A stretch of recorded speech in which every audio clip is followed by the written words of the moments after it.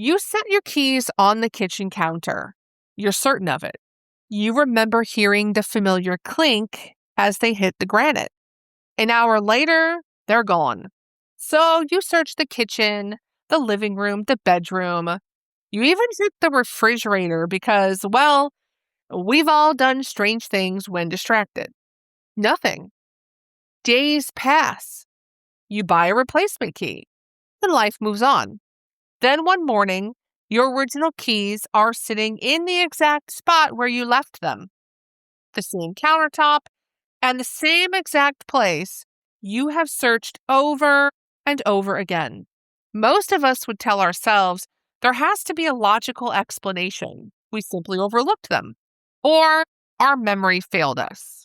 But what if every once in a while, something else is responsible? Hey everyone, welcome back to the Spooky Files. If you're returning, thank you so much for coming back.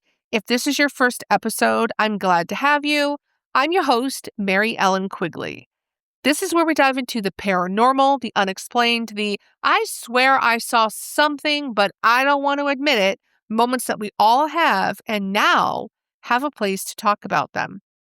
Today's episode is one that I think almost everyone can relate to.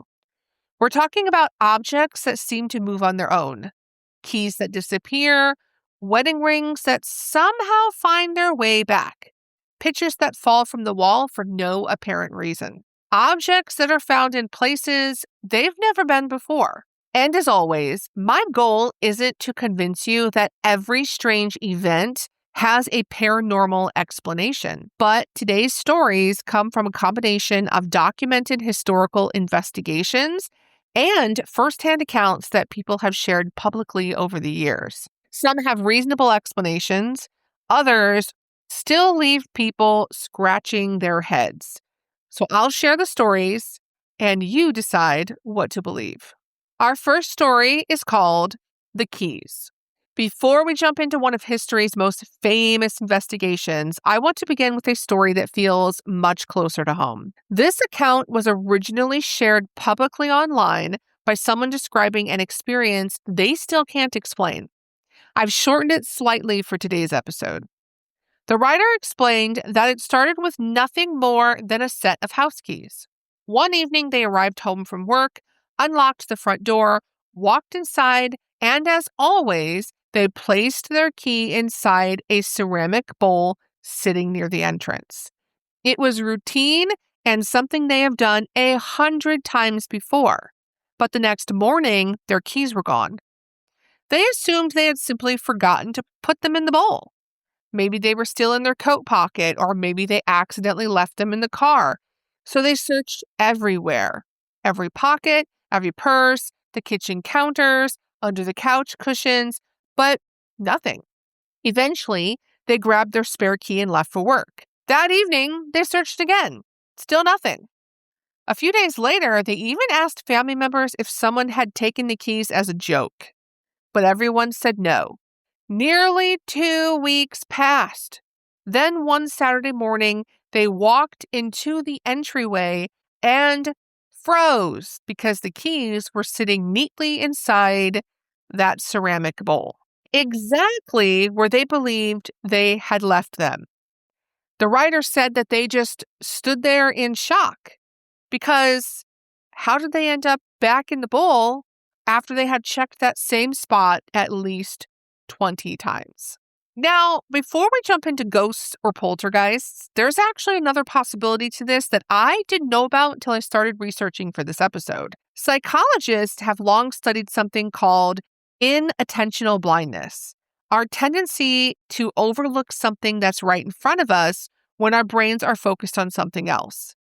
It's the same reason people can spend 10 minutes looking for the glasses they're already wearing. We don't remember events like a video recording. We reconstruct them. Most of the time, that's explanation enough. But stories like this become harder to dismiss when they happen repeatedly, or when more than one person insists that they searched the exact same place. Paranormal researchers sometimes refer to reports like these as the disappearing object phenomenon, or simply DOP, objects vanish. Days, weeks, or even months later, they reappear in locations that people insist they had already searched. Could every case be explained by faulty memory? Maybe, but it's not likely. Because as strange as this story sounds, it's far from the strangest account investigators have documented. And that's where our next case takes us.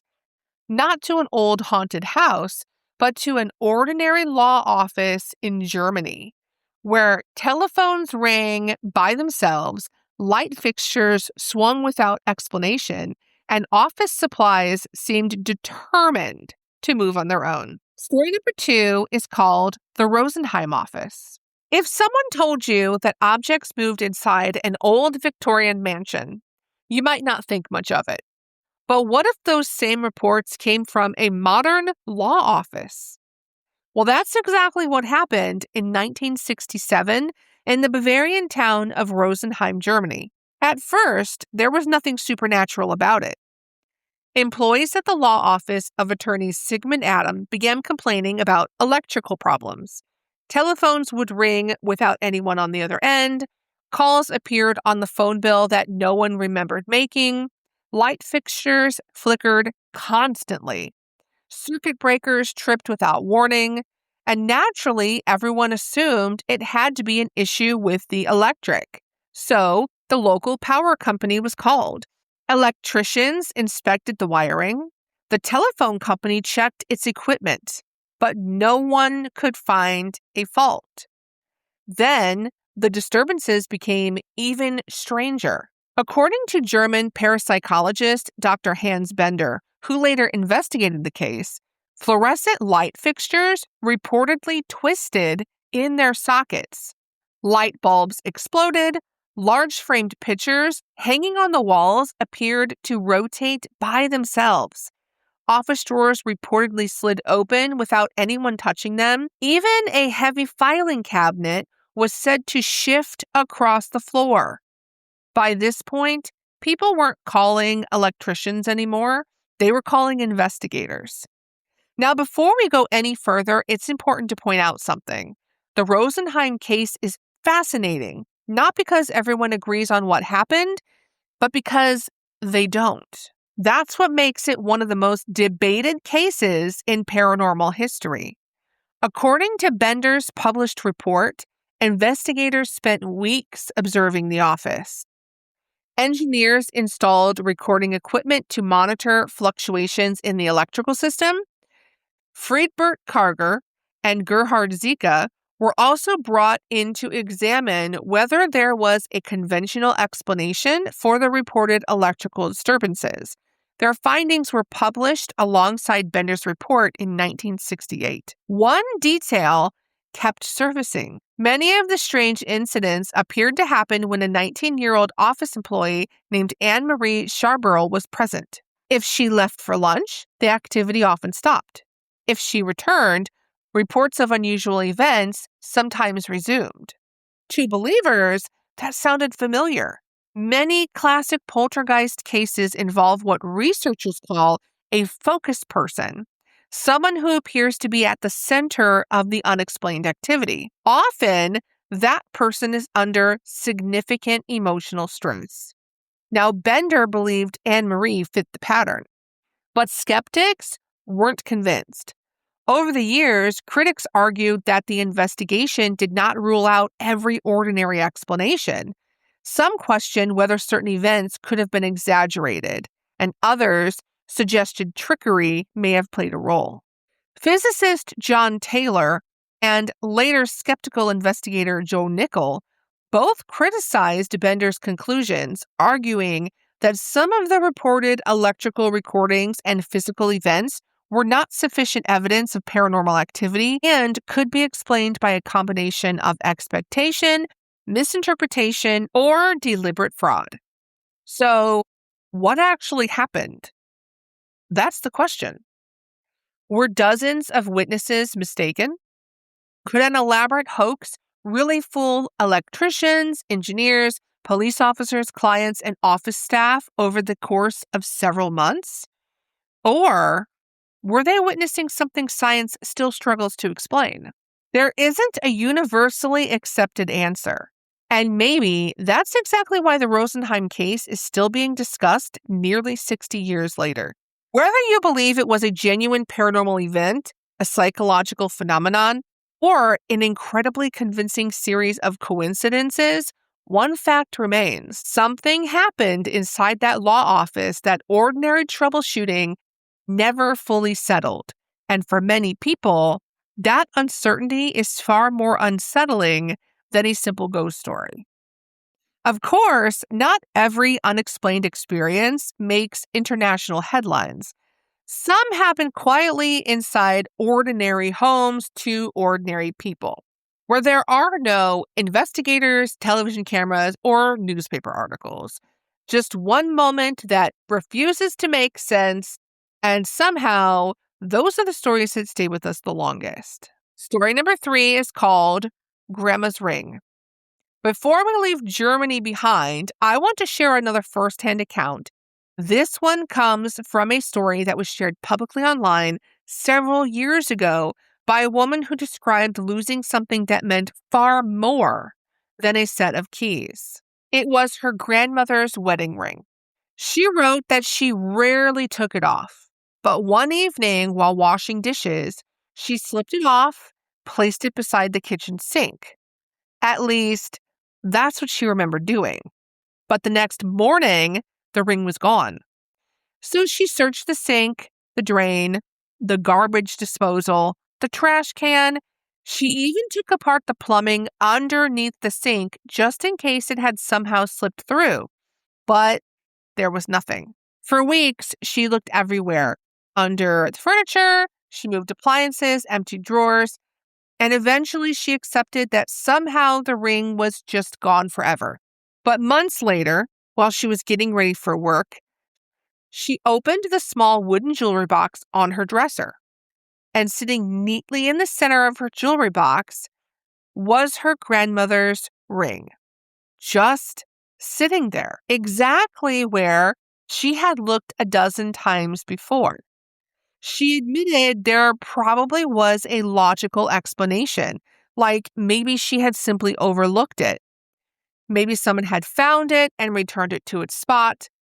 But she also admitted something else. Every time she opened that jewelry box afterward, she remembered the feeling she had that morning of confusion, the kind of confusion that lingers for years because your memory refuses to match reality. We already talked a little bit about DOP, or disappearing object phenomenon.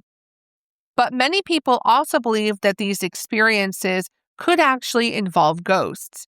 Maybe the return of loved ones who just borrow objects for a while, ghosts that are playing tricks on you, or a ghost that is moving the object to capture your attention somehow. People around the world report remarkably similar experiences, and sometimes those reports involve more than a missing ring. Sometimes the entire room appears to come alive. Our 4th story is called the Enfield Poltergeist. Now, if you've watched paranormal documentaries or movies like The Conjuring 2, you've probably heard of the Enfield Poltergeist.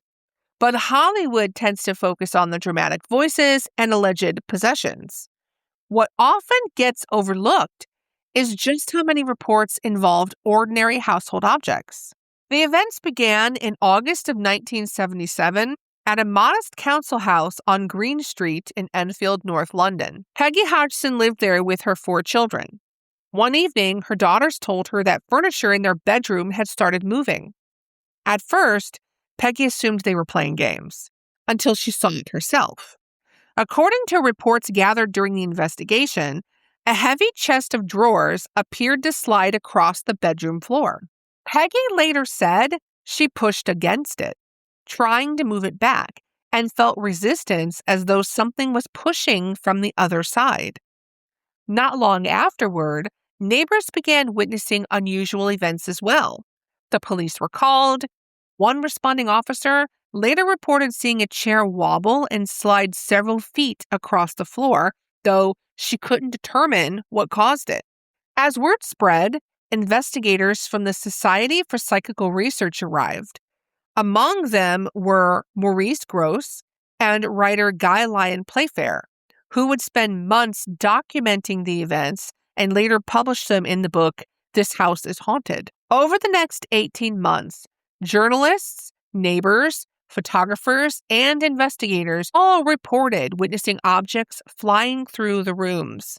Marbles rolled across floors with no obvious cause, Lego bricks were allegedly thrown through the air, curtains moved, furniture shifted.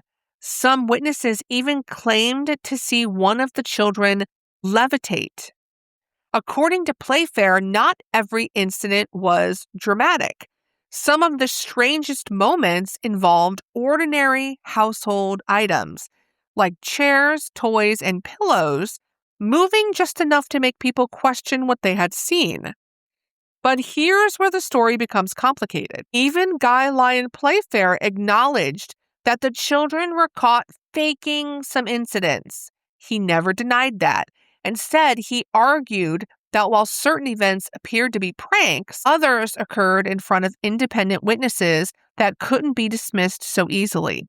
Skeptics, including investigator Joe Nickel and members of the Society for Psychical Research itself, reached a different conclusion. They believed the children's trickery cast doubt on the entire case. Perhaps everything had an ordinary explanation. Perhaps the excitement surrounding the investigation encouraged exaggeration. Decades later, people are still debating it. And maybe that's what makes the Enfield case so fascinating, not because everyone agrees, because they definitely don't. But more than 40 years later, the photographs, recordings, and witness statements and the arguments continue. Some people hear those stories and see nothing more than childhood pranks. Others hear them and wonder if something extraordinary really happened inside that little house on Green Street. And if you're honest, you may find yourself somewhere in between. Maybe every missing key has a simple explanation. Maybe every wedding ring that mysteriously returns was simply overlooked. Maybe every moving chair can eventually be explained by memory, misperception, coincidence, or even a clever prank. But maybe not. The strange thing about stories like these isn't that they prove the paranormal. They don't. It's that they remind us how many questions remain unanswered, because sometimes the things that stay with us aren't towering apparitions or ghostly voices in the night. Sometimes it's something much smaller, like an object that should have stayed exactly where you left it, but somehow it didn't. And that brings us to the end of this episode of The Spooky Files. If you enjoyed this episode, please share it with a friend, follow me on social media, leave a comment because I love hearing from all of you. If you have a story that you would like me to share on the podcast, you can send it to thespookyfilespodcast@gmail.com or fill out the Contact Us form on thespookyfilespodcast.com. I read every single email or message, and it helps us build a community of people who don't just love spooky stories, but also want a safe place to talk about all of the things we don't always admit out loud. Make sure you follow or subscribe so you don't miss the next episode. If you're looking for more paranormal content, check out my other podcast, Hoosier Myths and Legends, where my sister and I share all things spooky from the state of Indiana. Until next time, stay curious, stay safe, and keep it spooky, my friends.